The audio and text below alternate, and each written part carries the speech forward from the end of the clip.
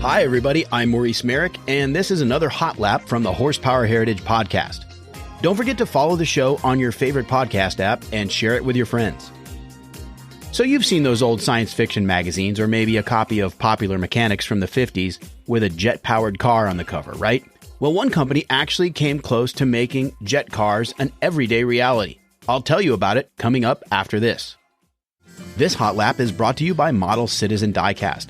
They sell collector-grade scale model cars, and when you shop online, just use the code HERITAGE at checkout and you'll get 10% off your order. That's a special deal for my listeners. Choose from a great selection of models in 1/43rd scale, 1/18th scale, and even the ginormous 1/8th scale. Just go to modelcitizendiecast.com and check out their great selection. Race cars, street cars, muscle cars, exotics, and more. Model Citizen Diecast, because your inner child still wants to play with cars. And now here's today's Hot Lap. In the last half of the 1940s, it was clear that the jet age had arrived. Great Britain and Germany had pioneered turbojet engine development in the 1930s, and both countries flew early jets in combat at the tail end of World War II.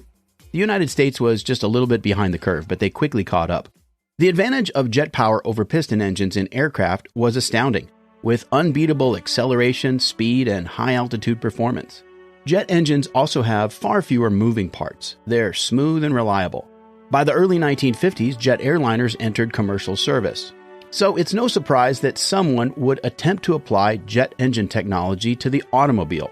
The first ones up to the drawing board were the Rover Company, who had a head start since they'd contracted in 1942 to build the turbojet engine developed by Frank Whittle, the father of British jet technology. So starting in 1945, Rover developed a car they called Jet-1, a two-seat mid-engine experimental sports roadster. During testing, it reached speeds of over 150 miles per hour. Rover continued development of the concept into the 1960s with a handful of coupes and sedans, and they even built racing cars in cooperation with BRM, running them at Le Mans. But the problem was that fuel economy on these cars was abysmal, like 6 miles per gallon. From 1953 to 1959, General Motors had a series of show cars called the Firebirds. All the Firebird cars had jet turbine engines and outlandish rocket ship styling with large air intakes, vertical stabilizers, and bubble canopy cockpits.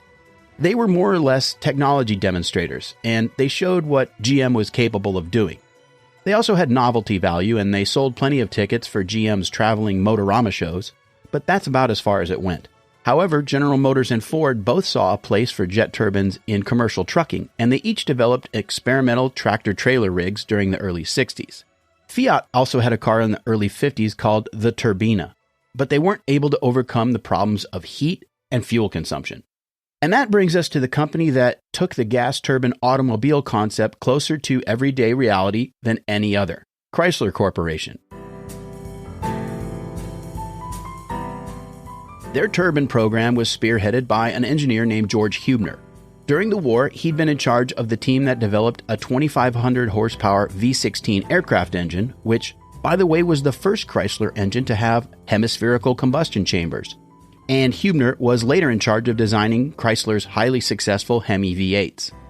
By the early 1950s, Chrysler had a missile systems division, and Hubner worked with Wernher von Braun to develop, test, and build the Redstone rocket, which put the first U.S. satellite, Explorer 1, and the first astronaut, Alan Shepard, into space. So you can see how George Hubner must have been very enthusiastic about the promise of new technology, and he wasn't afraid of experimentation. Okay, so now would probably be a good time to explain just what exactly a gas turbine engine is all about. I mean, we all know what a jet engine looks like, right? But what's inside? Well, it's a cylinder, first of all, and at the front you have an air intake with a series of fans, and each one has a smaller diameter and finer blades. The fans compress incoming air, which flows into a combustion chamber, or a burner. Next, the compressed air gets mixed with fuel and ignited. And then the hot exhaust gases pass through another series of fan blades. This time, the blades get coarser and the diameter of the fans get larger. This is the turbine section, and basically in a Chrysler turbine engine, it's a windmill with 2 fans. The first fan is turning a shaft that runs to the front of the engine, and that's what turns the compressor blades at the intake phase.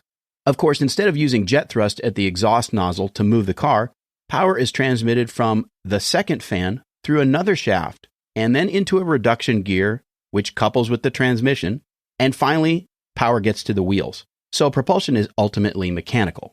Chrysler supposedly achieved an 80% reduction in total parts compared to a piston engine and less than 20% of the moving parts, those being the blades and the shafts, and it was 200 pounds lighter. To start the turbine, they used a conventional electric motor, but instead of disengaging from the engine once the fans were turning, it remained connected and it became an electrical generator at that point. So when you hear a turbine-powered car start up, there's no characteristic sound of cranking, just a faint whistle that gets louder as the engine spools up, like a giant vacuum cleaner, really. And the Chrysler turbine spun at 18,000 RPM at idle. A single spark plug is all you need to ignite the fuel, and once the burner is lit, you don't even need that. Probably the biggest problem Chrysler had to solve was the exhaust gas temperature, in excess of 1,700 degrees. The solution was a pair of gizmos they called regenerators. Basically just two spinning circular heat exchangers that pick up hot exhaust gas and transfer the heat right back into the combustion chamber. So by the time the exhaust exits the tailpipe, it's about the same temperature as it would be in a conventional car. By the way, the exhaust pipes were sort of a rounded rectangular shape, and they flowed at least 3 to 4 times the volume of a conventional car exhaust. There are stories about the exhaust melting asphalt, but that's nonsense. You can put your hand near the tailpipe on a Chrysler Turbine car and not get burned. No other manufacturer had conquered the exhaust gas problem, and besides reducing the heat, it increased fuel economy. So with the major engineering problems addressed, Chrysler put the turbine engine, codenamed CR1, into a stock 1954 Plymouth Belvedere, and they tested it for about 8 months before unveiling it to the public at the dedication of the Chrysler Proving Grounds, a massive testing facility in Chelsea, Michigan. Next, they took a 1956 Plymouth and rebadged it the Chrysler Turbine Special.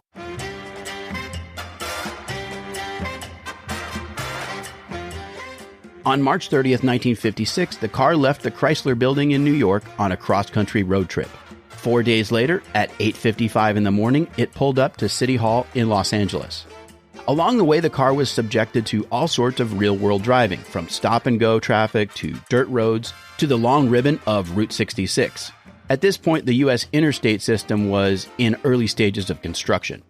George Hubner drove the car himself, with a caravan of support personnel and vehicles trailing him. Total distance, 3,020 miles, averaging 13 miles per gallon. And by the way, the Chrysler turbine would burn just about any fuel. Gasoline, diesel, even rubbing alcohol. Once they even put tequila in it on a publicity tour in Mexico. By this time, there was high optimism at Chrysler for this power plant of the future, and it captured the public's imagination too. The second generation turbine, the CR2, was installed in a 59 Plymouth for a road trip from Detroit to New York. Several other test-bed cars followed, and then in 1960, they unveiled one of the most radical show cars ever, the Chrysler Turboflight. Built in Italy by Ghia, it was a pale green metallic two-door four-seater, and the last Chrysler project styled under the direction of Virgil Exner, who had started the tail fin craze with his forward-look cars in 1955. The Turboflight had sort of a shark nose and open front wheel wells and a bubble canopy that lifted when the doors were opened, and a giant rear wing that actually functioned like the speed brake on a jet airplane. The one thing it didn't have was a working turbine engine. It was just a rolling mock-up. After being displayed on the show circuit, the Turboflight was destroyed. Since it had been built in Italy, it was subject to a high import duty, which Chrysler didn't want to pay. But they had a much more ambitious plan for the turbine program. In 1962, the company began a publicity campaign asking for volunteers from the public to drive an upcoming fleet of all-new turbine cars, this time with a purpose-built body. The styling was the responsibility of a guy named Elwood Engel, who'd come over from Ford after Virgil Exner had been fired. Engel went to a young designer named Chuck Mashigan, who'd also come over from Ford. He told him he'd be designing the car. Mashigan produced a two-seater mock-up with turbine motif headlamps and jet exhaust taillights, a flattened hood and deck lid, and large air intakes just behind the doors, and they called it the Typhoon turbine concept. It bore a striking resemblance to something else Mashigan had worked on at Ford, the 1958 La Galaxie show car. In fact, it's so similar that it's surprising to me that Ford didn't sue Chrysler. especially since some of those styling cues went into the Thunderbird in the early 60s. Most of the Typhoon styling made it to the working model, except that it was now a larger 4-seat car. And this was Chrysler's biggest effort yet, really the last step before putting a car into mass production. 55 bodies were built, once again by Ghia, fitted with a 4th-generation engine, and all but one were painted in a special color called Turbine Bronze. For some reason, the remaining car was white. In 1963, the Chrysler Turbine Car fleet was handed out all over the United States to people who'd signed up for the chance to drive them for 2 months at a time. The results of this program were excellent. In over 1 million miles of use, the cars proved reliable and drew a crowd everywhere they went. So much so that some users got sick of all the attention. And the power was reasonable, 130 shaft horsepower, but with about 425 foot-pounds of torque. The two main performance weaknesses of the Turbine Car were a lag in throttle response of about 1.5 seconds and poor fuel economy. So, what held them back from mass production? Well, a couple things. First, the cost of producing turbine engines was enormous. Just think about the precision involved in manufacturing fans that are turning at 18,000 RPM at idle and up to 40,000 RPM under load. Also, the metallurgy, the heat, everything. No one would have wanted to pay the outrageous sticker price they'd have to charge, especially when fuel consumption was so high. And by the mid-1960s, vehicle emission standards were just around the corner. So the cost of re-engineering the turbine to comply with emission regulations was a losing bet. The Turbine Car user program ended in 1966. Of the 55 cars produced, 5 prototypes, and 50 special production cars, most went to the scrap heap. Again, because Chrysler didn't want to pay high import duties on the Italian bodies.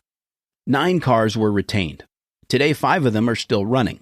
2 are owned by Chrysler and 1 by the St. Louis Museum of Transportation.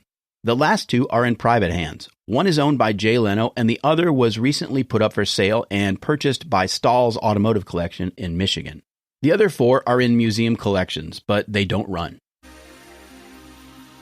Chrysler continued their turbine program under U.S. government grants into the 1980s. The most successful Chrysler product to use a gas turbine engine isn't a car. In the late 1970s, Chrysler's defense division entered into a design competition for a new main battle tank, and they were awarded a $20 billion contract to build them. That became the M1 Abrams, with a 1,500 shaft horsepower gas turbine engine and a top speed of 45 miles per hour, getting only 3.8 miles per gallon. Maybe not so bad though, considering it weighed 60 tons. And that's the story of the Turbine Cars. That's all for today's Hot Lap.